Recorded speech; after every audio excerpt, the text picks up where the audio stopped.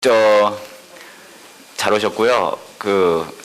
일하시고 막 다 하시느라 힘드셨을 텐데 성경을 조금 더 배워보시겠다고 오신 여러분들 정말 환영합니다. 토요일 날 결혼식이 2개가 있잖아요. 그래서 우리 공희문 집사님 내외분 공선규 형제, 그죠?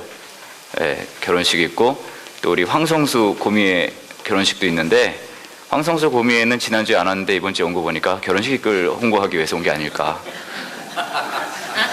라고 생각이 듭니다. 예. 여튼 시간 되면은 격려해 주시면 감사할 것 같아요. 자, 오늘도 이제 마가복음 성경 공부를 시작을 하려고 하는데요. 혹시 여러분 중에서 수요 예배인지로 알고 오셨다가 뒤통수를 맞으신 분들이 좀 계실 수 있을 것 같아요. 저희가 이전 이후부터는 이제 수요 공동체 모임이라고 해가지고요. 이제 성경 공부도 하고, 그리고 기도회도 하고, 사역 나눔도 하고, 그런 식으로 이제 진행을 하고 있고, 지난주부터는 성경 공부로 이제 시작이 됐어요. 그래서 마가복음이라는 복음서가 있거든요. 4복음서 중에 2번째, 마가 2번째인데요. 마가복음을 가지고 저희가 8번 만나서 이제 앞으로 오늘까지 포함해서 마가복음에 대해서 이야기를 하려고 합니다. 마가복음 1장, 2장, 2장을 읽어보셨나요? 사실 저는요, 여러분들께 읽어오시라고 말씀을 드렸지만 너무 자세히 읽어오시거나 다 읽어오시는 걸 살짝 경계했어요. 왜냐하면 제가 혹시 틀리거나 잘못되면 막 이제 지적을 하시거나 마음속에 막 어려움이 있거나 그러시면은 또 힘들잖아요. 피차간에. 예, 여튼 적당히 잘 읽어오셨고요. 마가복음을 좀 이야기하기 전에 앞서서 제가 좀 말씀드릴 게 몇 개 있는데, 사실 지난주에 저희가 이거 시작하기 전에 이제 개론 느낌으로 이제 성경 공부에 대해서 이야기를 제가 조금 드렸단 말이에요. 근데 제가 사실은 지난주에 무슨 생각을 했냐면 끄트머리에는 약간 이게 질문할 시간을 드려야 되겠다 생각을 했는데 시간을 너무 다 써버려서 그리고 까먹기도 하고 그래가지고 못했어요. 그런 기회를. 근데 어떤 분께서 또 저에게 약간 이런 뭐라 해야 될까요? 이 질문 비스무리한 걸 해주신 적이 있는데, 혹시나 지난주에 못 오신 분들 있잖아요. 지난주 강의가 너무 좋지 않았나요, 여러분? 그죠? 예, 혹시 못 보신 분들을 위해서 저희가 매주 저희 성경 공부를요, 뭐라 해야 될까? 인터넷에 올려요. 올릴 거예요. 아직 안 올렸죠, 우리? 예, 올릴 거예요. 그러니까 혹시나 지난주에 못 오신 분들은 지난주 거 한번 봐주셔도 좋을 것 같고요. 지난주에 제가 그런 말씀을 드린 적이 있어요. 릭 워렌 목사님 이야기를 하면서 제가, 릭 워렌 목사님의 아들이 이제 자살을 해서, 지난주에 자살을 해서, 릭 워렌 목사님 아들이 자살을 해서, 굉장히 어려운 일이 있었다. 그리고 내가 그것과 동시에 제가 말씀드렸던 게, 하지만 하나님은 선하시다. 그런 말씀을 드린 적이 있단 말이에요. 근데 혹시나 여러분들 헷갈리실까봐 제가 그거를 약간 분명히 말씀드리고 넘어가자면, 당연히 자살을 한 것은 선한 게 아닙니다. 제가 그 말씀을 드린 건 아니에요. 무슨 말인지 아시죠? 예. 간단하게 말씀을 드려서 이런 거예요. 이제 자살을 했잖아요. 자살을 했는데 자살은 선한 게 아닙니다. 당연해요. 그리고 이 자살은 하나님의 선하심에서 온 것이 아니라 인간의 죄에서부터 왔어요. 이게 이제 성경이 가르치는 거예요. 이게 당연한 거죠. 제가 말씀드리려는 건 그게 아니었다는 말이죠. 자살이 선하다, 그 얘기를 드리려고 했던 게 아니었어요. 근데 제가 여기에서 약간 더 말씀을 드리고 싶은 게 있는데, 그게 뭐냐면, 자, 한번 생각을 해봤으면 좋겠어요. 이 2개, 릭 워렌 목사님의 아들이 자살을 해서 죽었습니다. 아들을 잃었어요. 그쵸? 근데 당연히 우리가 모두 알고 있기는 이런 자살이라는 것이, 죽음이라는 것이 일어난 것은 우리의 죄 때문이라고 이제 성경을 보신 분들은, 기독교회를 많이 다니신 분들은 알고 계세요. 그쵸? 근데 제가 말씀드리고 싶은 건 뭐냐면, 이런 게 있단 말이에요. 죄라는 게 얼마나 절대적인 개념인가라는 거예요. 여러분, 어떤 신학자가 D.A. 칼슨이라는 분이 이런 얘기를 하셨어요. 21세기의 현대인들이 가장 복음을 받아들이지 못하는 이유가 뭔지 아세요? 그러니까 여러 가지 교리 있잖아요. 마리아가 천연대 애를 낳았다. 예수님께서 무리를 걸었다. 5,000명을 먹이셨다. 여러 가지 것들이 있는데 가장 받아들이기 힘든 교리가 딱 하나가 있대요. 이게 가장 받아들이기 힘들어서 복음을 받아들일 수 없다는 게 뭔지 아세요? 내가 죄인이다요. 왜 그런지 아세요? 왜냐면 내가 죄인이다. 네가 죄, 다시 말하면 네가 죄인이다요. 네가 죄인이다라는 말은요, 굉장히 절대적 가치를 담고 있는 말이에요. 보세요. 죄라는 건요, 의미가 어떤 의미냐면요, 어떤 기준점이 있다는 얘기거든요. 어떤 기준점? 이게 기준인 거예요. 이 기준에 넘어가면 죄가 아니고, 여기 있으면 죄라는 이야기죠. 그쵸? 아주 간단해요. 예를 들어서 여러분, 요 앞에 이 한밭대 앞길이 몇 킬로가 그 제한 속도? 아시는 분 계세요? 혹시 60입니까? 예, 모두가 몰랐으면 큰일 나는 얘기예요. 이게 60km란 말이에요. 자, 그러면은 죄라는 개념은 뭔지 아세요? 기준이 있는 거예요. 기준이 뭐예요? 한밭대 대로 앞에서는 뭐예요? 60이에요. 60을 넘어가면 그게 뭐죠? 죄예요, 죄. 이쪽. 죄예요. 60이 넘어가면 죄인 거예요. 여러분 60 넘게 달리셨으면 죄인인 거예요. 무슨 말인지 아시죠? 안 걸렸을 뿐이지. 그쵸? 근데 60이 안 넘어가면 뭐죠? 죄가 아니에요. 그 말은 무슨 말이냐면 기준이 있기 때문에 죄가 성립한다는 얘기예요. 근데 이 기준이 있다는 얘기는요, 다시 말하면 뭔지 아세요? 이렇게 얘기할 수 있는 거예요. 누구 기준이냐? 누구의 기준이냐? 그러니까 죄라는 개념 자체는요, 이 누구의 기준이냐라는 것에 대한 고민이 있다는 거예요. 그래서 사람들이 성경에서 말하는 게 저와 여러분 모두 죄인입니다라고 얘기를 해요. 그럼 우리는 대답할 수 있다. 그게 누구 기준입니까? 당장 까놓고 얘기해서 여러분 부부싸움 하십니까? 안 하십니까? 안 해도 문제가 있는 거예요. 저와 제 아내는 건강하게 합니다. 네. 아니 부부싸움을 하는 것도 잘 보시면요, 뭐의 문제인 줄 아세요? 부부싸움은 늘 똑같아요. 뭐의 문제인 줄 아세요? 기준의 문제예요. 기준의 문제인 거예요. 부부싸움은 그런 거, 예를 들면 제가 일주일에 3번 정도 아내를 위해 설거지를 해주면은 저는 그게 아내에게 베푸는 저의 은혜라고 생각을 한단 말이죠. 하지만 제 아내는요, 뭐가 달라요? 거기에 대한 기준이 달라요. 그럼 뭐가 돼요? 싸움이 되는 거예요. 그런데 거기에 대한 질문이 뭔지 아세요? 누구의 기준이냐는 거죠. 그러니까 죄라는 것은요, 여러분, 죄라는 것은 기준이 있게 돼 있고 그 기준은 누구의 기준이냐, 이게 중요하다는 말이에요. 성경에서 우리가 너무나 쉽게 자살과 죽음은 당연히 죄의 결과 아닙니까? 라고 얘기할 수 있어요. 근데 그거 안에는 뭐가 결국 깔려 있는지 아세요? 다시 뭐가 깔려 있어요? 누구의 기준입니까? 결국 절대적 가치가 깔려 있다는 거예요. 성경은 제가 여러분에게 말씀드리고 싶은 건 뭐냐면, 성경이 이야기하는 것은, 성경은요, 저와 여러분에게 하나님이 내가 이런 기준으로 이렇게 설명을 해가지고 이렇게 안 해요. 여러분, 제일 첫 번째로 하나님께서 저와 여러분에게 죄에 대해 기준을 준 게 있어요. 그게 뭔지 아세요? 인류의 가장 첫 번째 기준. 정말 유치찬란한 게 하나 있어요. 그게 뭔지 아세요? 선악과 따먹지 마라. 완전 유치찬란하지 않아요, 여러분 이거? 무슨 농협에서 나온 직원도 아니고. 그렇잖아요. 근데 인류에게 가장 첫 번째로 준 기준이 선악과를 따먹지 말라는데, 그 기준은 결국은 뭔지 아세요? 하나님을 따르려 말래요. 결국은 이 하나님이라는 존재 자체가 절대적 가치를 지니게 된다는 거죠. 그렇기 때문에 제가 말씀드리는 건 뭐냐면, 성경에서 이야기하는 가정은 아주 단순하게 읽어요. 하나님은 절대적 존재다.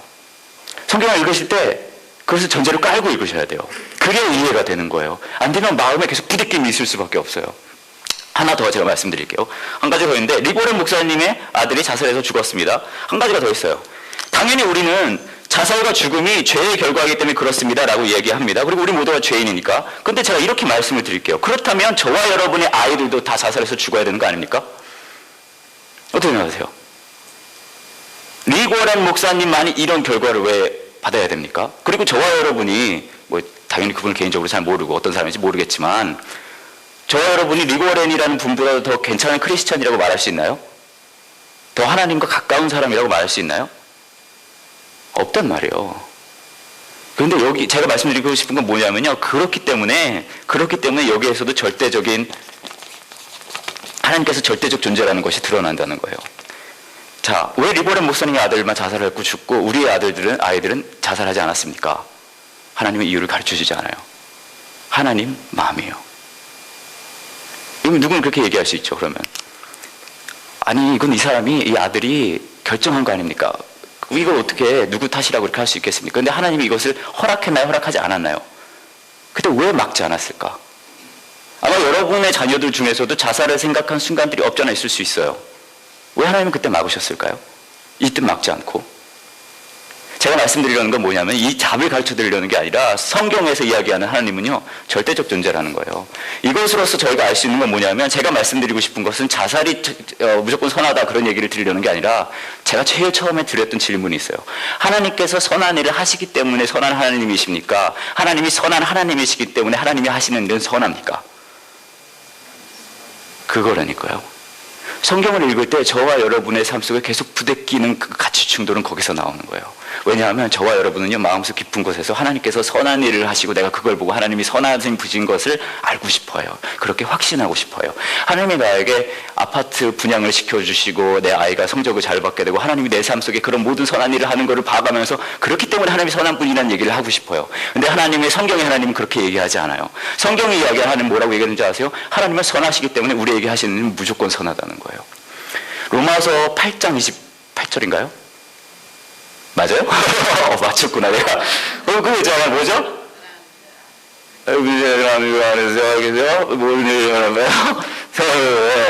그거 그 말씀이잖아요. 그럼 결국 무슨 얘기예요? 모든 것이 연합하여 뭘 이뤄요?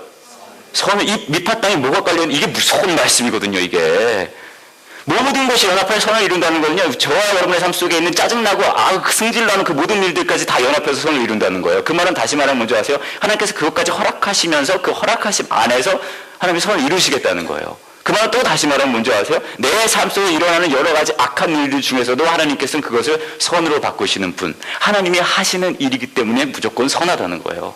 그것을 성경에서는 전제로 깔고 있다는 거죠. 우선 거기까지 얘기를 하고요. 그 다음에 혹시 더 이런 부분 여러분에 대해서 질문이 있으신가요? 없으신가요? 뭔 얘기인지 잘 모르시겠죠? 정상입니다. 네, 이래야 제가 드러나고 그래요. 자, 이제 마가복음의 진도를 나가보도록 하겠습니다. 이런 이야기들은 사실 앞으로 예수님의 이야기를 저희가 맞닥뜨리면서 마가복음 내에서 더 아마 나오게 될 것 같은데 그때 더 이야기를 하도록 할게요. 여기 있습니다. 제가 나름 열심히 준비한단 말이에요. 강의안도 만들잖아요. 제가 원래 이런 거 안 만드는 사람인데, 저희가 이제 마가복음 진도가 나갈 건데요. 매주, 저번 주에도 말씀드렸지만 2장씩 읽어 오셔야 돼요. 오늘은 1장, 2장을 읽어 오셨으면 좋았을 뻔 했고요. 다음 주에는 3, 4장, 그 다음에는 5, 6장 그런 식으로 갑니다. 정신 차려보면 다 읽으셨을 거예요. 제가 그 마가복음 성경 공부를 하면서 제가 주로 이제 근거로 삼는 혹은 뭐 참고로 삼는 책이 하나 있어요. 소개를 시켜드리려고 하는데 미국의 뉴욕에 있는 리디머 교회라는 교회가 있거든요. 그 교회에 계신 티모시 켈러라는 분이 계세요. 티모시 켈러. 영어로 하면 티모티 켈러 되겠죠? 근데 그분이 쓴 킹스 크로스라는 책이 있습니다. 영어로 이거는 원서인데 한국말로도 나왔어요. 번역서가. 굉장히 좋은 책이에요. 그래서 한번 사보셔도 좋을 것 같고요. 저희 교회 정원택 전도사님은 바로 사서 봤는데 왕의 십자가 바로 직역을 해서 왕의 십자가 보셔도 좋을 것 같아요. 굉장히 좋은 책이고요. 이것을 근거로 하고 또 여러 가지를 해서 이제 이야기를 하도록 할게요. 마가복음, 여러분 마가복음을 아마 처음 2장을 안 읽어오셨더라도 마가복음을 아마 읽어보신 분들 계셨을 거예요. 마가복음 다 한 번씩 읽어보셨죠? 사실은 여러분 이제 복음서가 사실 몇 개 있죠? 4개가 있습니다. 근데 여러분 그런 생각 해보셨는지 모르겠어요. 왜 4개나 있을까? 그런 생각 해보신 적 없으세요? 다 모범적이시군요. 전 늘 그런 생각을 했어요. 왜 4개나 있을까? 귀찮게. 이걸 쫙 모아가지고 하나로 만들어서 그거 딱 읽고 사도행전 넘어가면 얼마나 쿨해요. 근데 한 얘기가 비슷한 얘기가 또 나오고 하잖아요. 근데 복음서가 4개가 있어요. 그 4개가만의 이제 특징이라거나 그런 게 있는데 이 마가복음은 4개 복음서 중에 가장 먼저 쓰여졌어요. 가장 먼저. 여러분 마가복음 이제 복음서를 보시면은 다른 신약에 있는 성경들은 뭐 편지도 있고요. 여러분 아시죠? 로마서가 편지인 거 아시죠? 네, 로마에 있는 교회에 보낸 편지입니다. 빌립보서는 빌립보에 있는 교회에 있는 편지고요. 요한계시록은 요한계시에 있는 죄송합니다. 네, 편지도 있고 이것저것 다 있어요. 근데 이 복음서는 누구에 대한 이야기를 쓰고 있나요?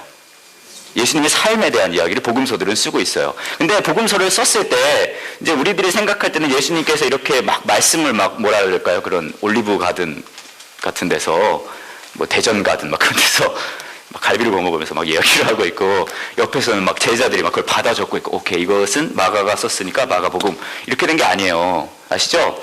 이 마가복음이 가장 먼저 쓰여졌는데, 마가복음은 대략 학자들이 생각하는 거 50년대 중반이나 60년대 초반 정도에 쓰여졌다고 얘기를 해요. 진짜 50년대, 60년대 초반이고, 여러분들이 태어나셨던 그때를 얘기하는 게 아니라, 그러니까 50년대,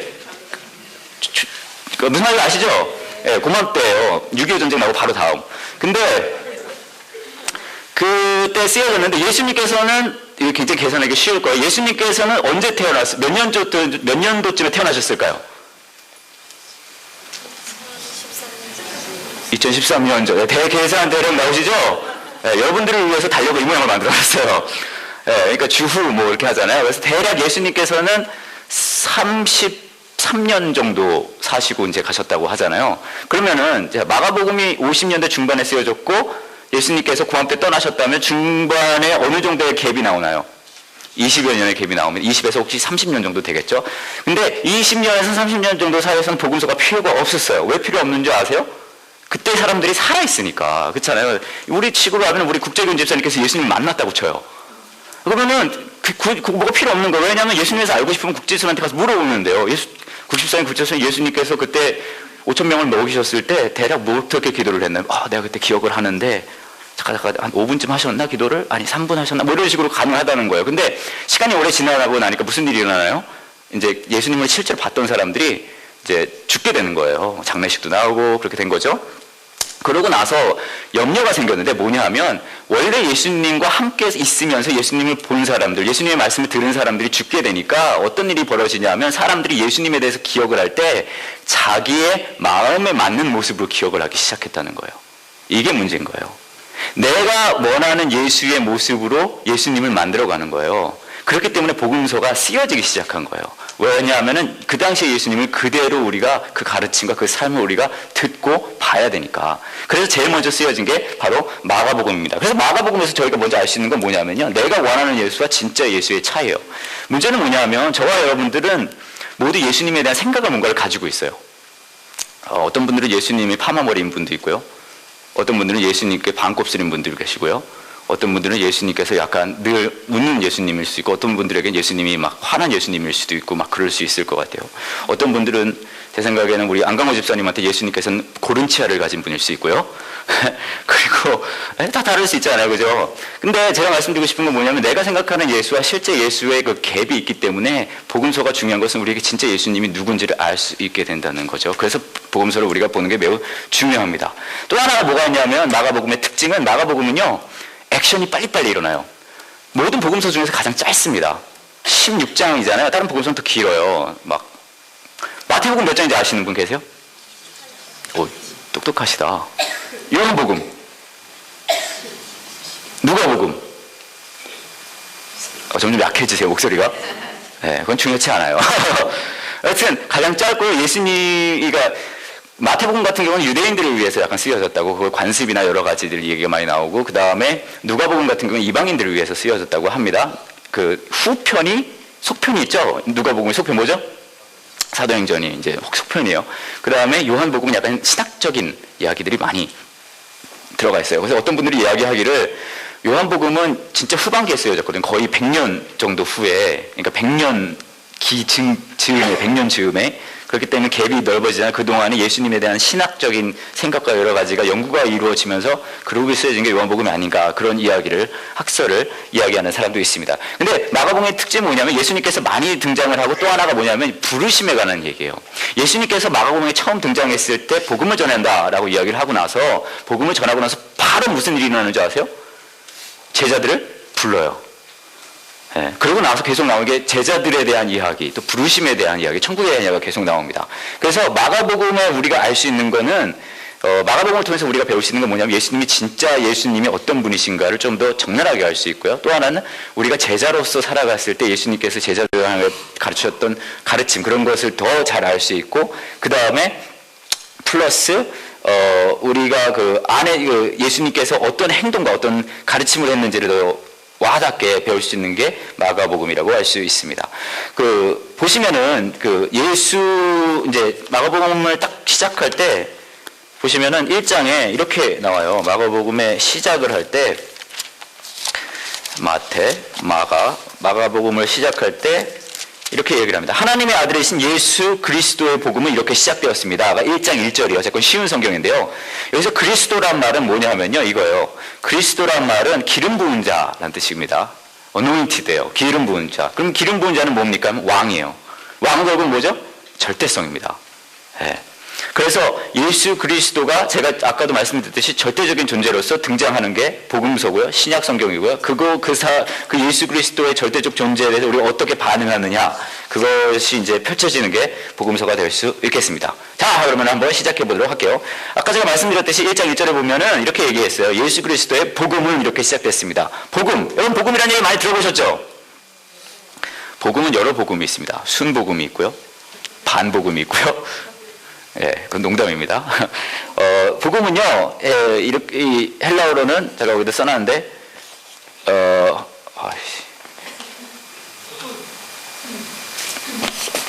제가 원래 되게 잘해요, 이런 거. 유안겔리언이 맞을 거예요. 역시. 자, 이게 무슨 뜻이냐면요, 이제 복음이란 뜻이에요. 이제 복음이란 뜻인데요, 여기서 이게 두 가지 말로 이루어져 있어요. 하나는 이거하고, 그 다음 뒤에 이렇게인데요. 이 이유는요, 무슨 뜻이냐면 유럽연합을 이야기하죠. 네. 그건 농담이고요. 유는 좋다는 뜻이에요. 그래서 영어에 euphemism이라는 말이 있어요. 좋게 얘기한다, 뭐 그런 뜻이거든요. 유가 좋다는 뜻이고요. 좋다. 앙겔리온이란 말인데, 앙겔리온 어디서 들어본 것 같지 않으세요? 모르세요? 모르는 거 좋습니다. 그래야 제가 드러나니까. 안겔리온은 뭐냐면은 전하다라는 뜻입니다. 근데 안겔리온에서 나온 말이 있어요. 뭔지 아세요? 아주 여러분이 잘 아시는 말. 엔젤. 네, 엔젤. 엔젤이 뭐죠, 여러분? 천사. 안겔리온에서 나온 게 엔젤이에요. 엔젤은 천사잖아요. 천사가 우리가 생각하는 날개를 달고 좋은 일을 하는 사람이 천사라고 그러잖아요. 실제로 천사는 그런 일을 하는 사람이 아니라요. 뭐 하는 사람이에요? 천사는? 메신저예요. 네, 전하는 사람. 네. 그래서 복음은 뭐냐면 간단해요. 뭘 전하는 거예요? 좋은 걸 전한다는 거예요. 그게 복음입니다. 그런데 이 복음이라는 것이 이 당시에 이제 이렇게 쓰여졌는데, 조금 더 이야기를 하게 된다면, 복음이라는 게 이 당시에 비슷한 시기에 언제 쓰여졌냐면, 페르시아와 그리스가 전쟁을 했는데, 그리스가 이겼어요. 그러고 와서 막 여러분 마라톤 아시죠? 40.19km를 달려와가지고 이야기를 합니다. 뭐라고 얘기하죠? 우리가 이겼다. 그러고 죽어요. 죽나 기절하나 여튼 그래요. 근데 그것은 뭐라고 그러는지 아세요? 복음이라 그래요. 네. 복음은 그래서 뭐랑 다르냐면요. 이 복음은 설명이라고 그래야 될까요? 조언과 달라요. 복음은요, 선포예요, 선포. 선포는 뭐냐면요, 이 선포는 이루어졌다는 거예요. 예를 들면, 여러분 라면을 좋아하시나요? 안 좋아하세요? 네, 전 좋아하는데 먹지는 못해요. 와이프가 못 먹게 합니다. 근데 라면을 보시면은 두 가지 이야기를 라면에서 할 수 있어요. 라면을 보시면은요, 라면이 이렇게 있잖아요. 그러면은 라면의 뒷면에 뭐가 나와 있죠? 조리법이 나와 있어요. 그렇죠? 조리법은 뭐가 나와 있죠? 라면을 끓이는 방법에 대해서 나와 있어요. 복음은요, 라면 조리법이 아니에요. 복음은 뭔지 아세요? 복음은요, 아내가 와서 라면을 끓여놓고 이렇게 이야기하는 거예요. 다 끓였어. 이게 복음이에요. 네. 여러분, 이 라면 조리법을 옆에서 읽어주는 게 더 나에게 기쁨이 되겠습니까? 아내가 와서 다 끓였어라고 얘기하는 게 더 기쁨이 되겠습니까? 네? 다 끓였어가 하는 게 더 기쁨이 되겠죠? 그러니까 그게 복음인 거예요. 무슨 말인지 아시겠죠? 선포예요. 다 끓였어는요, 선포하는 거예요. 무슨 말인지 아시죠? 조리법은 설명이에요. 이게 뭐가 다르냐면 이런 거예요. 다른 종교는요, 다 조리법을 이야기해요. 다시 말하면 이런 거예요. 다른 종교에서는 어떻게 하면 내가 깨달음을 얻을 수 있는가? 어떻게 하면 내가 알라의 마음에 들게 살 수 있는가? 어떻게 하면 내가 뭐 할 수 있을까? 그런 것들을 가르쳐 주는 게 다른 종교예요. 대신 복음은 달라요. 복음은 뭔지 아세요? 선포예요. 다 끓였어요. 그 다시 말하면 뭔지 아세요? 예수님께서 이렇게 얘기하셨죠. 뭐라고 얘기하셨죠? 다 이루었다. 그러니까 복음은요, 저와 여러분에게 예수님께서 이미 다 하셨다라고 얘기해요. 예수님께서 하신 일 때문에 나의 상황이 바뀌었다는 것을 복음은 이야기하고 있습니다. 이 얘기는 나중에 더 하기로 하고요. 넘어가서 1장 3절에 보시면 이런 이야기를 하고 있어요. 마가복음 1장 3절에 보시면은 광야에서 외치는 자의 목소리가 들린다. 주님의 길을 준비하여라. 그분의 길을 곧게 펴라. 이 이야기가 사실은 인용한 거거든요. 인용입니다. 어디 부분을 인용했냐면 구약 성경의 부분을 이용했어요. 구약 성경의 어디 부분일까요? 이사야서 40장 3절이에요. 그래서 제가 이렇게 막 한참 써놨잖아요. 멋있게. 이거를 이제 대충 이게 그 얘기인데 다른 건 다 중요하지 않아요. 이 이야기가 맨 처음에 보이는 단어가 목소리란 뜻이고요. 그 다음에 외친다는 뜻이고요. 바미드바르, 그게 바로 옆에 나오는 단어인데 세 번째 줄이 오른쪽에서 왼쪽이에요. 그러니까 이렇게 제가 써놓는다는 게 까먹고 놀고 있었는데 이렇게 보시면은 이게 이렇게 생긴 게 목소리란 뜻이고요. 그 다음에 이렇게 생긴 게 외친다는 뜻이에요. 그 다음에 나오는 게 여러분 가끔 들어보셨을 거예요. 미드바르 들어보셨죠? 네, 교회 경력이 꽤 되시는 분들은 들어보셨을 거예요. 이 말이 미드바르라는 뜻인데 뭐냐면 뭘까요? 광야라는 뜻입니다. 광야에서 외치는 소리가 있다는 거예요. 그 소리가 어떤 소리냐면요. 파너 해가지고 이게 곱게 펴라가 아니라 준비해라, 예비해라 라는 뜻이고요. 그 다음에 나오는 게 데렉이라는 말입니다. 데렉은 길이라는 뜻이고요. 그 다음이 중요해요. 데렉이 길인데 그 다음 나온 단어가 이렇게 생긴 단어가 나옵니다. 제가 똑같이 그리고 있는데 이게 무슨 글씨인지 아세요? 요거 하나, 둘, 셋, 넷, 다섯, 여섯 번째 나오는 단어. 이게 뭐냐면요. 야훼예요. 여러분 들어보셨죠? 야훼. 예. 한국말로는 여호와라고 하죠. 예, 야훼. 이게 왜 중요하냐면 이래요. 이사야서 40장 3절에 보시면은 대충 내용이 이런 거예요. 하나님께서 너무나 어렵고 힘든 죄악된 이 세상을 직접 와서 고쳐놓겠다라고 얘기를 합니다. 그때 나온 표현이 이거예요. 근데 이 얘기가 왜 중요하냐면요. 이거예요. 이 야훼라는 표현은요. 이 출애굽기에부터 나온 이야기거든요. 출애굽기에 내가 스스로 있는 자라고 한국말 성경에 나오잖아요. 스스로 있는 자, 그 여호와가 올 거니까 그 길을 예비하라라는 얘기란 말이에요. 이게 왜 중요하냐면요. 이게 왜 중요하냐면 이런 생각은 유대인들 사상에서는 이게 너무 대단한 일이거든요. 이 대단한 하나님이 실제로 오게 된다. 이게 여러분들께서는 뭐 너무 하나님께서 이 땅에 오셔서 너무 다 쉽게 이게 놀라운 전혀 안 놀라시는데 이게 놀라운 일이거든요. 이런 게 있어요. 그러면서 얘기하는 게 왕이 오시니까 길을 예비하라 그런 얘기를 하는데 이게 가지고 있는 몇 가지 의미가 있습니다. 뭐가 있냐면 이게 있어요. 왕이 내려온다는 것은요. 이게 길을 예비한다는 게 외치라는 거잖아요. 외치라는 것은 뭐냐면은 깨라는 얘기예요. 여러분 사극을 보시면 왕이 등장하면은 그냥 등장하지 않아요. 그 전에 뭐가 일어나죠? 내시 분들이 뭐라고 얘기하죠? 그래서 납시오 이렇게 하잖아요. 그러니까 왕이 그냥 문을 열고 들어오는 일은 겨우 없어요. 그죠?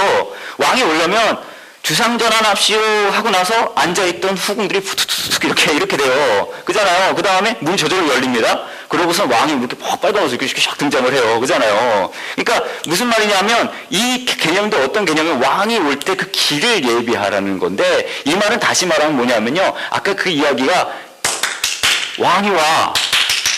니네 하던 거 그냥 그러고 있을 수는 없어. 그 이야기예요. 내시가 그런 얘기하는 거거든요. 왕이 온다. 일상에서 깨어나라라는 얘기예요. 복음서가 왜 중요하냐면 우리 삶 속에서 일상이라는 적이 가장 커요. 사실은. 근데 우리가 복음서를 만날 때 어떤 걸 알 수 있냐면 예수 그리스도가 우리 삶에 온다는 거예요. 근데 여러분 우리가 그것을 경험하지 못하는 이유는 뭔지 아세요? 우리 일상에 찌들어 있거든요. 그러니까 이걸 실감을 못하는 거예요. 복음서에서 얘기하는 거예요. 마가복음서 이거 일어나. 왕이 온다. 깨어나. 그 이야기를 한다는 거죠. 또 하나 뭐냐면 가치를 실감하라는 거예요. 여러분 왕이 온다는 거에 대해서 실감하기가 굉장히 어려울 거예요. 근데 고대 시대만 해도 왕이 등장한다. 이건 대단한 거였거든요. 그러니까 이 딱 시작 부분만 봤을 때 이건 정말 대단한 일이 일어나는 거죠. 그렇죠? 예, 여러분들은 별로 그렇게 대단하게 생각하지 않으시는 것 같은데 대단한 거예요. 또 하나는 뭐가 있냐면 이게 있어요. 왕이 길을 예비한다는 것은 내가 왕한테 간다는 겁니까? 왕이 나한테 온다는 겁니까? 왕이 나한테 온다는 거예요. 여러분 그 당시에 내가 왕한테 갈 수가 있었을까요? 없었을까요? 저랑 이름이 똑같으신 분이 저희 교회에 계세요. 아시는지 모르겠는데 저는 제가 평생에 저랑 이름이 똑같은 사람 만나본 적이 없는데 제가 여기서 만났어요. 저는 제 평생에 제 한글 이름이 B자가 붙을 줄은 몰랐거든요. 여러분 교회 전화번호를 보시면 제 이름은 김선희 B예요. 약간 어울리기도 해요. 제가 약간 B급이거든요. 근데 우리 김선희 목사님이랑 저랑 같은 집안이에요. 황성김 씨. 예. 그러고서 같은 뭐라 그러죠? 계열? 학렬? 예, 그거예요. 그리고 같은 학렬에 같은 사람만 아닐 뿐 거의 비슷한 건 거죠. 그러니까 저는 사실 김성근 권사님과 맞먹어도 돼요. 근데 뭐 그게 중요한 게 아니라 가끔 저에게 김성근 권사님, 가끔이 아니라 사실은 매우 자주 대화를 할 때마다 김성근 권사님이 꼭 저에게 그 말씀을 하세요. 우리 집안은 뼈대 있는 집안이라고. 네. 사실 저도 그거를 굉장히 실감하고 그러고 있지는 않지만 말씀하시는 거 우리 집안이 뼈대 있는 집안 언제 저 같이 저쪽에 어디 우리 묘가 있고 막 그렇대요. 같이 가자고 그러시더라고요. 그렇게 이제 말씀을 하시는 거예요. 근데 제가 그 말씀을 드리는 이유는 우리는 이제 현대 시대에 살기 때문에 저를 실감을 하지 못하지만 이 당시에 왕에게 간다는 건 말이 안 되는 일이에요. 그렇잖아요. 근데 이 말 자체가 뭘 가지고 있냐면 왕이 여호와가 절대자가 나에게 온다라는 뜻이거든요. 그러니까 이거 자체가 대단한 사건이라는 거예요. 넘어갈게요. 여기 보시면은 광야에서 이제 외치는 소리, 외쳐라 그런 얘기를 했잖아요. 광야도 여러 가지 의미를 가지고 있습니다. 광야는요, 여러분 하나님을 만나는 곳이에요. 모세가 하나님을 만난 곳이 어디였죠? 광야예요. 그죠? 사막이었습니다. 그리고 이스라엘 백성들이 하나님 십계명을 받고 그것도 어디죠? 광야예요. 이스라엘 백성들이 또 가나안에 가기 전에 어디 지나갔죠? 광야를 지나갔어요. 광야는요 하나님을 만나는 곳이에요. 왜 하나님은 늘 광야에서 우리를 만나주시냐면 간단해요. 왜냐하면 광야에서는 우리가 우리 스스로를 책임질 수 없기 때문입니다. 여러분 광야에서는 먹을 것도 없고 물도 없어요. 그렇기 때문에 이스라엘 백성들이 광야에서 물을 먹고 물을 하나님께 받고 만나를 받으면서 하나님을 실감하게 된다는 거죠. 광야에 있을 때 우리는 우리 스스로 나 스스로만 존재할 수 없다는 존재라는 것을 깨닫게 돼요. 그때 하나님을 실감하게 된다는 거죠. 그래서 그런 의미로 광야를 이야기하고 있습니다. 또 하나 이야기가 이사야 40장 3절에서 나오는 게 이야기가 뭐냐면 길을 예비하라라는 말이 나옵니다. 여기 보시면은 첫 번째 나오는 단어가 에토이 마사테라는 말인데 이게 무슨 말이냐면 준비하라는 뜻입니다. 이거 되게 쉬워요. 그 다음에 텐 호돈, 호돈이 뭐냐면요. 이게 중요한 단어인데 이 호돈은 무슨 뜻이냐면 길이란 뜻이에요. 그 다음에 쿠리오는요, 로얼, 주님의 길을 예비하라. 그 이야기를 하고, 이사야 40장 3절, 그리고 마가복음 1장 3절에서 이야기를 하고 있어요. 여러분, 왕이 이제 어디를 가게 됐어요. 왕이 이렇게 가게 되면 어떤 일이 일어나냐면 왕은요, 그냥 막 행렬 같은 게 있을 거 아니에요. 그렇죠? 왕이면 행렬을 만들어서 가요. 왕이 행렬을 만들어 갈 때, 예를 들면 길이 이렇게 들어갔다가 올라갔다 산 이런 거 있잖아요. 그러면 왕은요, 이 당시의 왕들은 그거를 다 이렇게 길을 따라서 이렇게 가지 않아요. 그 당시 왕은 어떻게 가는지 아세요? 이렇게 길을 가다가 길이 이렇게 낭떠러지가 있고 이렇게 가면 돌아가는 게 아니라요. 길을 메꿔요. 그러니까 하이웨이라 그러는 거예요, 이거를. 고대 시대 땐 그랬대요. 왕이 지나가려면 길을 메꿔야 돼요. 그러니까 이렇게 가다가 이렇게 떨어지고 이렇게 올라가면 이 길을 다 메꾼 다음에 그 위로 지나간다는 거죠. 그렇다면 왕이 등장한다는 이건 이 수많은 이 일을 누가 할까요? 왕이 직접 할까요? 누가요? 노예가 하는 거예요. 그러니까 왕이 간다는 건 엄청난 노동력과 그리고 노예들이 많은 일을 한다는 것을 의미한다는 거죠. 이 길은 결국은 뭘 의미하면 노동을 의미해요. 노동. 그렇기 때문에 얼마나 많은 고통과 노동과 막 그런 게 들어가 있다는 말이죠. 이 호돈이라는 말이요. 길이란 뜻이죠. 근데 마가복음에 나오는 길은요, 마가복음에 나오는 길이라는 단어, 이 호돈이라는 단어는 계속해서 나올 때마다 결국은 뭘 의미하는 줄 아세요? 왕의 길을 의미할까요? 아니요. 십자가의 길을 의미해요. 앞으로 마가복음에 호돈이라는 단어, 길이라는 단어가 나올 때마다 그것은 뭘 이야기하냐면 십자가의 길을 얘기한다는 거예요. 근데 여러분 여기서 보셨을 때 우리는 왕이 온다, 여호와가 온다, 주님의 길을 예비하라 그러면 그래서 왕이 와가지고 뭐라 그럴까요? 이제 보좌에 앉고 막 그런 걸 상상하잖아요. 근데 여기서의 길은 뭘 의미하냐면요, 십자가의 길을 의미합니다. 그러니까 이게 아이러니한 거예요. 이게 역설인 거예요. 왕의 길을 예비하라 라는 이사야서의 말씀을 이용해 놓고 이 예수님께서 가시는 길은 어떤 길이에요? 십자가의 길이라는 거예요. 그 대단한 인물이, 그 왕이, 그 절대자가 이 세상에 와서 길을 가는데 어떤 길을 가요? 십자가의 길을 간다는 거예요. 근데 더 재밌는 건 뭔지 아세요? 사도행전을 보시면요, 제가 여기 말씀을 몇 개 해놨는데 하나만 볼게요. 18장 26절. 사도행전 18장, 성경 공부하니까 성경 공부하는 것처럼 사도행전 18장 26절만 한번 찾아보겠습니다. 성경 있으시면 찾아보시고요. 18장 26절. 다 비슷한 얘기인데 이것만 제가 읽어드릴게요. 사도행전 18장 26절 보시면 이렇게 얘기합니다. 아볼로가 회당에서 용기 있게 말하는 것을 브리스길라와 아굴라가 듣고 그를 자기들 집으로 데려다가 하나님의 뭐에 대해서? 도에 대해 자세히 설명해 주었어요. 자, 여기서 나오는 도는 칼이란 뜻일까요? 아니에요. 뭐예요? 길이에요. 이건 원어에서 뭐라고 얘기하는 줄 아세요? 호돈. 그 호돈은 어떤 호돈이에요? 이 호돈이에요. 길이에요, 길. 자, 마가복음 가장 처음에, 복음서에 가장 처음에 나오는 게 위대한 여호와 하나님께서 오실 길을 예비하라. 그럼 왕이 오시는구나. 대단한 하이웨이라고 그러는 영어로는 대로를 예비해야 되겠다. 그렇게 얘기했는데 그 길은 복음서에서 나오는 그 길은 어떤 길이었어요? 십자가의 길이었어요. 근데 정말 재미있는 건 뭔지 아세요? 초대교회에서 자신을 소개할 때 그 당시에는 저는 함께하는 교회에 다니고 있습니다. 라고 소개를 안 했단 말이에요. 그 당시에 뭐라고 소개했어요? 난 뭘 믿는다고요? 도를 믿는다고요. 이 도는 갑자기 나타나서 어깨를 붙잡고 도를 아십니까? 이게 아니에요. 여기 도는 뭐예요? The way. 결국 뭐예요? 십자가의 길이란 말이죠. 여러분, 크리스찬이 무엇입니까? 라고 물어봤을 때 크리스찬은요, 여호와 하나님께서, 왕인 하나님께서, 기름 부은 자 되는 하나님께서 이 세상에 원래 대로를 타고 와서 보좌에 앉으셔야 되는데 그분이 십자가의 길을 걸어갔단 말이에요. 크리스찬은 뭡니까? 라고 물어보시면 그 십자가의 길을 나도 따라갑니다. 그게 크리스찬이라는 얘기죠. 복음서를 통해서 예수님의 삶을 통해서 우리가 알 수 있는 게 그거예요.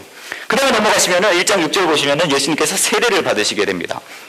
여러분, 세례는요, 이 이전에 요한이 나타나기 이전에는 존재하지 않았던 관습이에요. 그 당시에는 이제 어떤 걸 주로 했냐면 유대인은 이제 성경에도 나오는데 이제 이런 예식에 참석하기 전에 뭘 했냐면 손을 닦았어요. 네, 손을 닦으면 충분했어요. 네, 그리고 이방인은 뭐 했는지 아세요? 이방인은요, 물을 뒤집었었대요. 네, 그러니까 손을 닦든가 이렇게 샤워라 그래요? 목욕을 여하튼 그랬단 말이에요. 그런 관습이 있었는데 요한은 뭘 하기 시작했는지 아세요? 세례를 주기 시작했어요. 세례는 여러분 어떻게 하는 거죠? 사람이 있으면 이렇게 담궜다가 빼는 거잖아요. 그렇죠? 담궜다가 빼는 거예요. 그거를 세례와 그 전에 이전의 관습과의 차이가 한 가지가 있어요. 그게 뭔지 아세요? 세례는요, 혼자선 주지 못해요. 그 전의 관습들은 자신을 정결케 하는 관습으로서 스스로에게 행했단 말이에요. 내가 손을 닦던가 나에게 물을 뿌리든가. 그런데 세례는 뭐가 다르냐 하면, 침례는 뭐가 다르냐 하면, 나는 사람이, 요한이 이렇게 다른 사람의 손에 의해서 그 정결 과정을 거쳤다는 이야기죠. 이것이 가지는 의미는 뭐냐 하면, 내 죄는 내가 스스로 해결하지 못한다는 것을 담고 있어요. 요한이 세례를 주면서 선포하는 것은 뭐냐 하면, 너는 네 죄를 담당할 수 없다는 거예요. 다른 누군가의 정결하게 해주는 의식이 혹은 그게 필요하다라는 것을 의미를 하고 있다는 겁니다. 그 다음에 이런 궁금증 여러분 가지셨는지 모르겠는데 저는 이런 궁금증 가졌거든요. 왜 예수님께서 여긴 저희 동네 침례죠? 네. 왜 침례를 받으셨어요? 예수님 왜 침례를 받으셨을까요? 혹시 아무 생각 없으세요? 아무거나? 정답을 맞추시는 분들께는 드릴 건 없고 예수님께서 왜 그런 생각 안 하실 줄 없어요? 왜 침례를 받으셨을까요, 예수님이? 자, 침례를 받는 사람 뭘 가지고 있어야지 침례를 받을까요? 침례 자격증이 있어야 되나요? 뭐가 있어야죠? 죄가 있어야죠. 예수님 죄가 있습니까, 없습니까? 예수님은 우선 공식적으로는 죄가 없으세요, 그렇죠? 네. 성경에 나오는 예수님은 죄가 없으세요. 그럼 예수님 왜 침례를 받으셨을까요? 여러 가지 이야기가 나올 수 있지만 전체적인 사건에서 봤을 때는 뭐냐면 예수님께서는 저와 여러분의 자리에 악착같이 저와 여러분의 자리에 있으셔야 되기 때문에 그러신 거죠. 그래서 예수님께서는 침례를 받으셨습니다. 인간의 자리에 대신한 예수님은 십자가에서 못 박혀서 죽으신 예수님께서는 당연히 그분도 우리의 죄를 대신해서 그것과 함께 침례를 받으시는 거죠. 자, 예수님께서 침례를 받으셨을 때 하늘에서 갑자기 공지사항이 흘러나옵니다. 1장 10절부터 11절에 보시면은 그 공지사항이 나오는데요. 이렇게 나와요. 마이크 테스트합니다. 마이크 테스트합니다.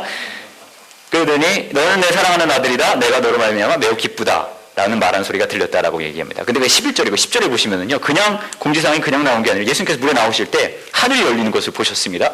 그리고 성령님께서 비둘기처럼 자신에게 내려오는 것을 보셨습니다. 자, 요 순간에 저 여러분이 잘 알고 뭐가 이루어지는 거죠? 삼위일체가 이루어지는 거죠. 그렇죠? 누가 여기 있어요? 하나님 목소리가 들립니다. 또 뭐가 있다고 그랬죠? 성령님께서 있다고 그랬죠. 또 누가 계시죠? 예수님이 있는 거예요. 삼위일체가 짜잔 하고 나타나는 거예요. 아마도 요 공지사항은 에코가 있었을 거예요. 요 정도 분위기가 됐으면 따라 이렇게 일어나면서 예수님께서 나오시 빰빰빰 이러면서 막 너는 내 사랑하는 아들이다 뭐 이런 분위기가 아니었을까 싶어요. 막 오색 조명 막 나오고. 근데 뭐 여러 가지 이야기가 있는데 다른 건 넘어가고요. 이렇게 얘기할 수 있어요. 여러분 삼위일체가 이해가 되시나요? 삼위일체. 삼위일체 되게 팬이세요, 여러분 혹시? 막 삼위일체 막 묵상하면 막 은혜가 되고 막 그런 거, 에? 그런 적 있으세요? 삼위일체 생각해 보신 적 있으세요? 그 어떤 분이 이런 얘기를 하더라고요. 삼위일체는 매우 훌륭한 교리래요. 왜냐하면 몇 가지 증명해 주는 게 내가 만약에 이제 기독교가 인위적이지 않다는 것을 알 수 있대요. 왜냐하면 내가 기독교를 만들었다면 삼위일체라는 교리는 하지 않았을 거래요. 너무 복잡하다고. 예. 뭐 이건 그냥 하는 얘기 같은데 이 삼위일체 안에서 우리가 배울 수 있는 게 몇 개가 있어요. 그게 뭐냐면 첫 번째는 그 셋이면서 하나잖아요. 하나면서 셋이고 약간 아이돌 그룹 같아요. 셋이면서 하나고 하나면서 셋인데 이것이 의미하는 건 뭐냐면 하나님께서는 이 뭐라 그럴까요? 그 안에 본질적으로 사랑하는 관계가 있다는 거예요. 만약에 하나님께서 그러니까 세 하나님이 하나 하나님이고 하나님이 세 하나님이 아니라 그냥 하나 하나님이 하나 하나님이라고 헷갈리시죠? 벌써부터. 네. 하나님이 하나님이라고 치자면 그 안에 사랑의 여지가 있을 수 없다는 거죠. 그 안에는 원웨이 디렉션밖에 없어요. 넌 내가 하라는 대로 해라. 근데 하나님은 본질적으로 세 분이시고 그 세 분이 서로 사랑하는 관계라고 삼각관계라고 하겠죠? 그런가요? 여하튼 세 분이 서로 사랑한다는 그 관계 안에서 사랑과 관계성이 본질적으로 보여진다는 것을 이야기를 하고 있습니다. 그래서 기독교 안에서는요 가장 중요한 게 사랑과 관계예요. 한 가지 이제 이야기를 하나 드리자면 요한복음 17장 4절부터 6절을 보시면 그런 얘기가 나옵니다. 여기서는 성령 하나님은 등장하지 않는데 내가 아버지를 영화롭게 하고 아버지가 나를 영화롭게 한다. 그런 이야기 나오잖아요. 기억하시죠? 제가 창세기 수업을 하신 분들에게 이야기를 했는데 여러분 영화롭게 한다라는 말은요 영광스럽게 한다는 얘기예요. 그렇죠? 여러분 평소에 그런 표현 잘 안 쓰시잖아요. 여보 내가 오늘따라 당신을 영화롭게 하고 싶네 이런 얘기 안 하시잖아요. 그죠? 근데 이게 영광스럽게 한다는 뜻이에요. 여러분 영광스럽다 그게 무슨 의미인 것 같아요? 영광스럽다. 여러분 예배 드릴 때 하나님 영광 받으세요 이런 얘기 하잖아요. 네, 저희는 잘 안 할 수도 있는데 하나님 영광 받으세요. 이게 무슨 의미일까요? 뭘 하면 하나님이 영광을 받으실 것 같나요? 네? 무슨 뜻이에요? 영광이 도대체 뭘까요? 빛이 나는 걸까요? 따다 하얀 가운을 입고 막 네? 영광은요 히브리 말로 카보드라 그래요. 카보드. 여기 카보드인데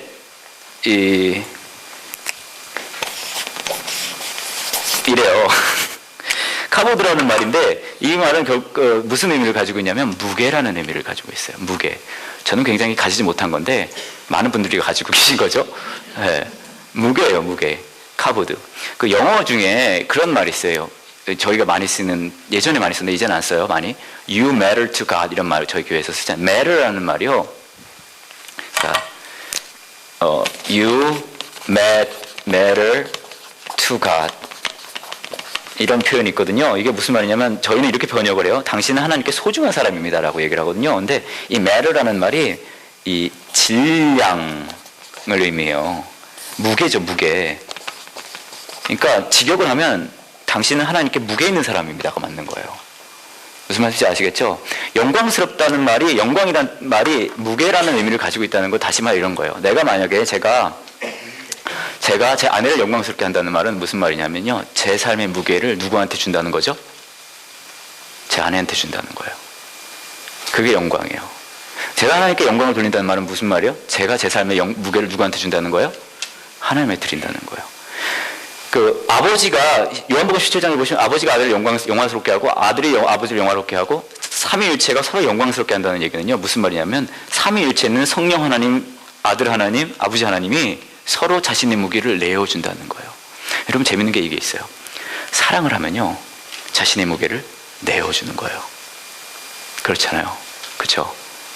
하나님은 본질적으로 그것을 가지고 계신다는 거죠. 그래서 삼위일체의 하나님 속에서 우리가 만날 수 있는 건 뭐냐 하면 하나님께서는 사랑의 하나님이라는 것을 그 본질 안에서 찾을 수 있다는 거죠. 그래서 그것을 기억해 주시면 좋겠고요. 그 다음에 넘어가시면은 이제 예수님께서 복음을 전하시기 시작합니다. 1장 15절에 이렇게 얘기를 하고 있어요. 예수님께서 때가 되었다. 하나님 나라가 가까이 왔다. 회개하고 복음을 믿어라 라고 이야기를 하고 있습니다. 제가 거기서도 헬라어를 굉장히 길게 써놨는데 그건 이제 크게 그렇게 신경은 안 쓰셔도 되는데 결국은 이거예요. 복음을 전한다 라고 얘기해놓고 예수님께서 이렇게 얘기를 하는 거예요. 천국이 가까이 왔다. 회개해라.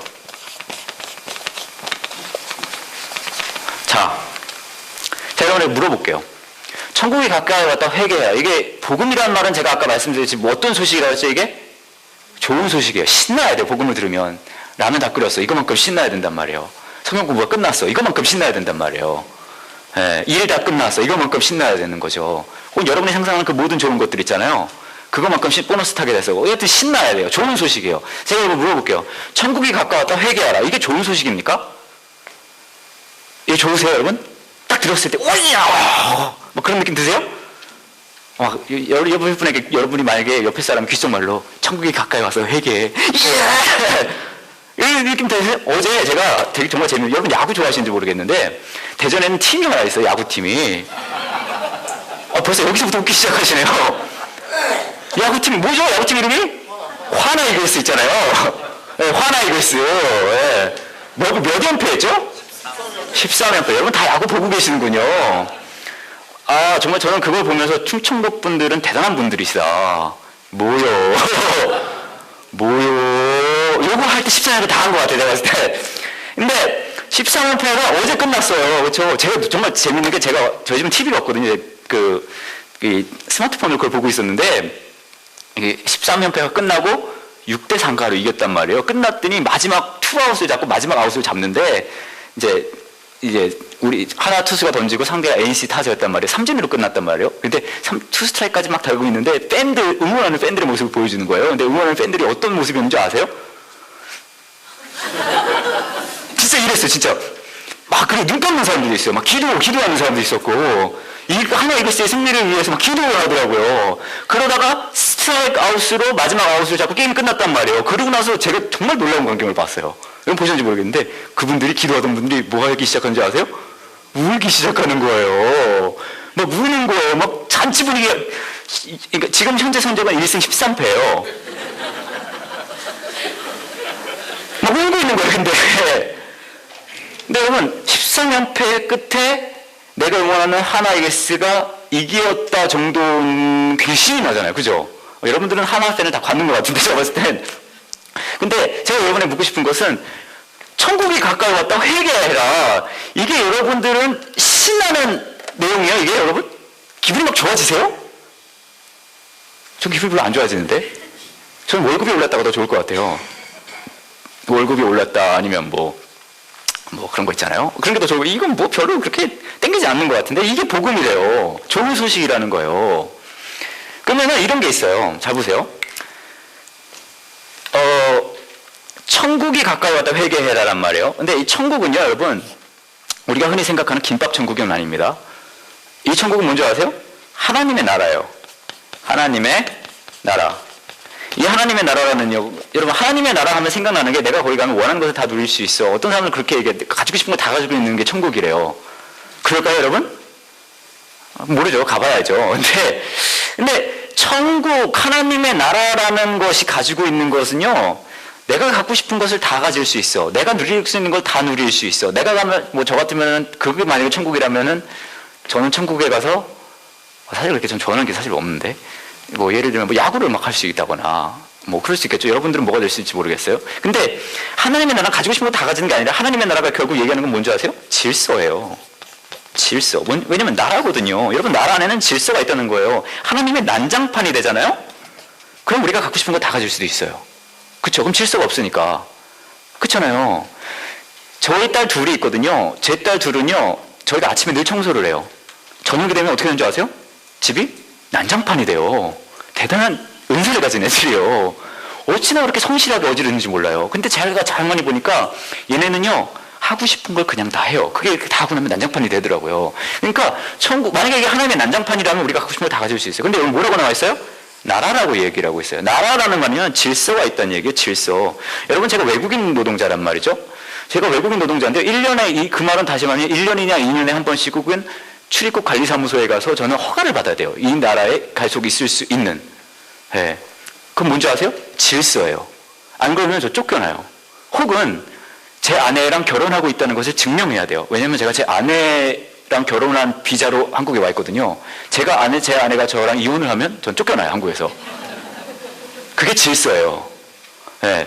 근데 제가 막 아무나 막 와가지고 있고 막 그러면 그건 난장판이라는 얘기죠. 그러면 질서란 말이에요, 질서.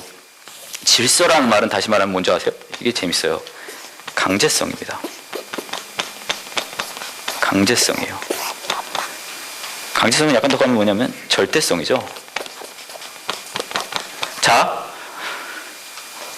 강제성과 절대성과 질서라는 얘기가 나왔는데, 자, 다시 한번 제가 물어볼게요. 저와 여러분이 살면서 강제성과 질서와 그런 절대성을 즐거워하는 적은 별로 없어요. 그렇죠? 그렇잖아요. 여러분이 누리고 있는 것 중에 우리가 즐거워하는 강제성, 질서, 절대성은 전혀 없어요. 근데 이게 어떻게 복음이 될 수 있을까요? 이게 복음이 되려면 한 가지 조건이 존재해요. 뭔지 아세요? 이걸 왜 내가 억지로 해야 됩니까? 이 억지로 해야 되는 이 강제성이 가까이 왔는데 이게 왜 복음입니까? 라고 물어봤을 때 한 가지 조건이 만족되면 이게 가능해요. 뭐냐면은 이 질서가 아름다운 질서면은 가치 있는 질서라면 그건 말이 달라져요. 아무리 봐도 와, 이 질서는 너무 아름답다. 너무 가치 있다. 그러면 이것이 가까이 왔을 때 이게 뭐가 될 수 있어요? 복음이 될 수 있는 거예요. 왜 복음이 복음인 줄 아세요? 왜냐하면 저와 여러분이 어떤 일들을 억지로 해가지고 한 천국에 가라 그 얘기가 아니에요. 그게 복음이 아니에요. 복음은 뭔지 아세요? 하나님께서 보여주신 말도 안 되게 아름답고 가치 있는 질서예요. 이게 가장 잘 보여지는 게 뭔지 아세요? 산상수훈을 보시면은요, 말도 안 되는 질서들이 나와요. 우리가 보지도 못했던. 뭐라고 나오죠? 가난한 자가 뭐가 있다고요? 여러분, 가난한 자가 복이 있습니까? 여러분이 다 가난하게 될 줄을 믿습니다. 벌써 여러분 불쾌한 얼굴이 나오기 시작했어요. 그렇잖아요. 가난한 자가 복이 있대요. 또 뭐 있죠? 고통을 당하는 자가 뭐가 있대요? 복이 있대요.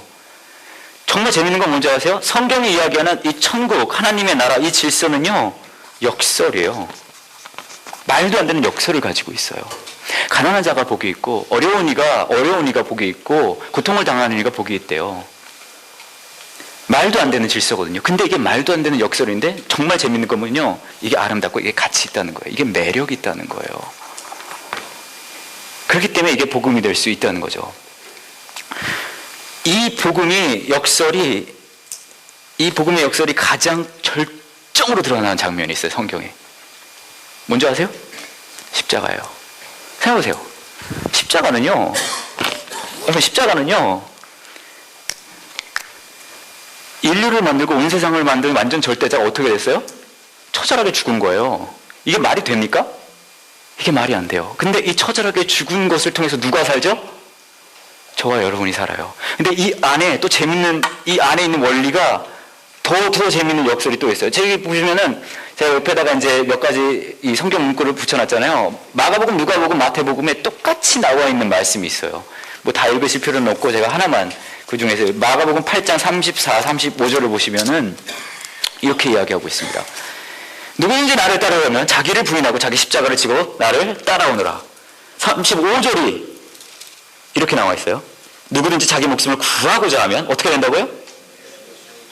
누구든지 나와 복음을 위하여 자기 목숨을 버리면 목숨을 구할 것이다. 이게 역설이란 말이에요. 이게 말도 안 되는 질서예요. 절대자가 죽으면 저와 여러분은 삽니다. 이게 말이 안 되는 역설이란 말이에요. 이게 하나님의 나라예요. 그 안에 있는 질서고요. 이게 매력 있는 거예요. 이게 아름다운 거예요. 정말 재밌는 건 이거예요. 만약에 저와 여러분이 진짜 이런 역설적인 게 아니라 우리가 원래 알고 있는 그런 원리대로 산다면 우리는 그러면 행복해지는 줄 모두 알고 있어요. 이 계단이 끝까지 올라간다면, 가지고 원하는 만큼 가질 수 있다면, 그럼 내가 행복하지 않을까? 이게 원리잖아요. 근데 정말 재밌는 건 뭔지 아세요? 이 끝에 행복해지는 사람은 한 명도 없어요. 근데 정말 재밌는 건요, 계속 이걸 따라간다는 말이죠. 근데 그런 우리에게, 그렇게 발버둥치는 우리에게 복음은 원리 얘기하는 데서 천국에 가까이 왔다는 거예요. 천국이 뭡니까? 하나님의 나라예요. 질서예요. 새로운 질서라는 거예요. 이 새로운 질서, 그냥 질서는 짜증나죠. 근데 이게 아름답고 가치 있는 것을 깨닫게 되는 거예요. 그러면 이게 복음이라는 거예요. 와, 어떻게 이런 게 있을 수 있을까? 그렇기 때문에 오직 십자가를 통해서만 이 질서에 참여할 수 있어요. 왠지 아세요? 왜냐하면 이 질서가 가장 절정으로 나타난 게 십자가이기 때문이에요. 이것을 실감할 때 이게 가능해요. 왜 하나님께서 이 땅에 오셔서 십자가에 죽으시고 처절하게 죽으시면서까지 그렇게 하셨습니까? 라고 물어보신다면 요한복음 3장 16절이 그대로 이야기하고 있어요. 뭐라고 얘기하죠? 하나님 세상을 뭐라고요? 그러면 다시 말하면요, 이 긴 책이 계속 끊임없이 이야기하는 메시지는 아주 간단해요. 뭐예요? 내가 너를 사랑해. 내가 너를 사랑해. 그 이야기를 하고 있다. 근데 이게 어디서 가장 절정으로 보여져요? 십자가에서 절정으로 보여진단 말이에요.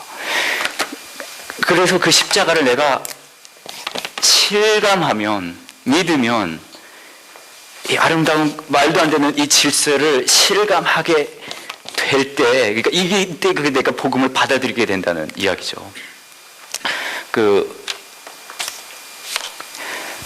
많은 세상의 모든 원리들은요, 이렇게 진행이 돼요. 이것도 팀 켈러의 책에 잘 나와 있는데, A를 하면 B를 이룬다예요.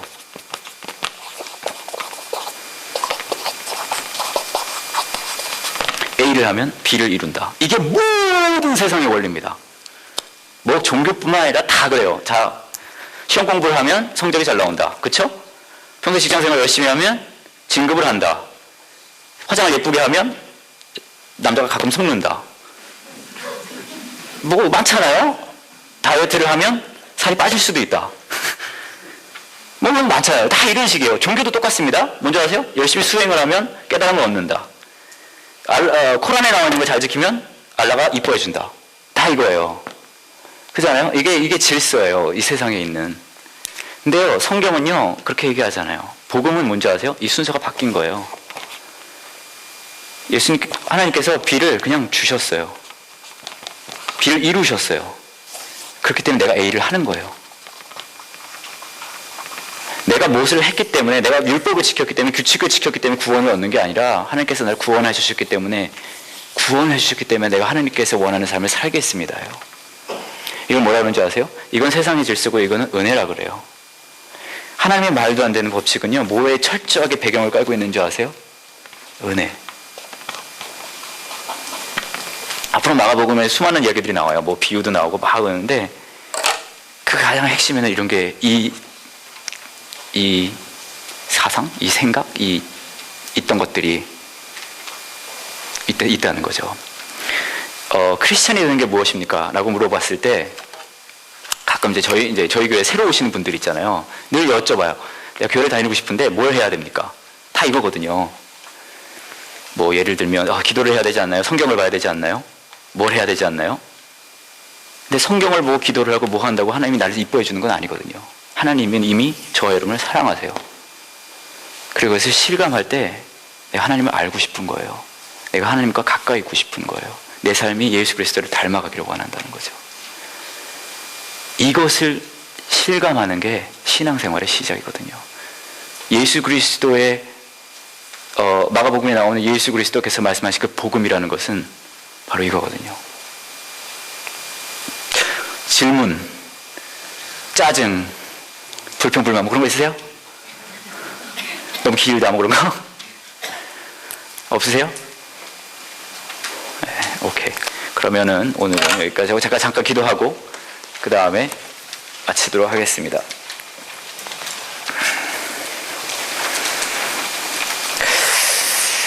하나님 감사합니다. 저희가 마가복음 1장과 2장 안에 있는 내용을 가지고 하나님의 마음 또 복음에 대해서 이야기를 나누었습니다. 저희가 정말 원하는 것은 저희가 삶이 일상 속에 있을 때 또 우리가 걸어가는 그 길 안에서 왕이신 하나님께서 절대자인 하나님께서, 전지전능의 하나님께서 인간의 모습으로 이 땅에 오시고 우리와 함께 하시고 우리를 위해 죽으셨다는 그 사실을 잊어버리기를 원치 않습니다.